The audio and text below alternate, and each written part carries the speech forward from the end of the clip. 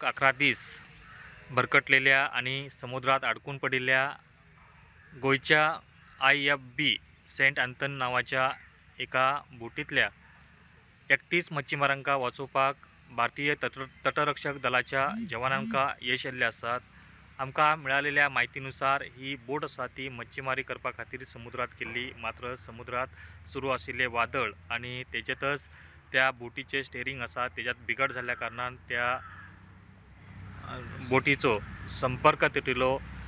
ही बोट आसा ती last time 24 October रोजी मंगळूर हांगासरल्यान सुमारे 100 नॉटिकल मैल हांगासर दृश्टीक पडिल्ली, मात्र त्या उपरांत ती बोट दृश्टीक पडूना। तेका लागून एका बोटीच्या सहाय्यान आणि विमानाच्या सहाय्यान तटरक्षक दलाच्या जवानांनी तेजो शोध घेतलो आणि 25 ऑक्टोबर रोजी त्या बोटीचो शोध लागलो।